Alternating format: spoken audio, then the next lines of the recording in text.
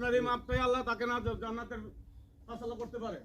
আপনারা যদি মুখ বুঝে থাকেন তাহলে এটা কেমন কথা বলে? একটা শেষ বিদায়ের দিন একটা মানুষকে মন খুলে প্রাণ খুলে তাকে মাপ দিবেন, কারণ তাকে তো আমরা আর ফিরে পাবো না। আলহামদুলিল্লাহ, সবাই আমরা সবাই চাই, আমরা সবাই চাই রাস্তার প্রতি।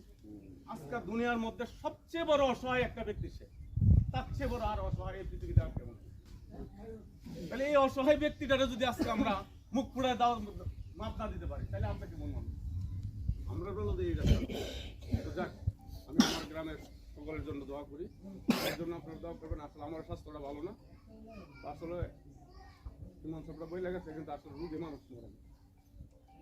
তার ডাক কখন আসবে কেউ বলতে পারবেন না, এটা ওই উনি আল্লাহ জানেন। সুতরাং আমরা আসলে সবাই প্রস্তুতি দেখুন, আর এই কথাটা আমাদের মনে প্রাণে রাখার দরকার।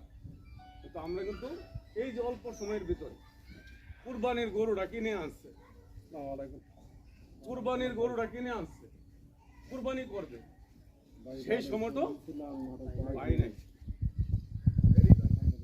আবার 2-3 মাস পর আবার ছোট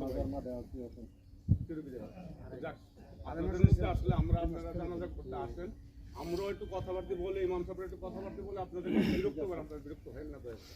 মানে আসলে আমরা এইটা তো আসলে আমরা চলমান জিনিস, আমরা সবার জন্য মানে এটা কিন্তু নির্ধারিত।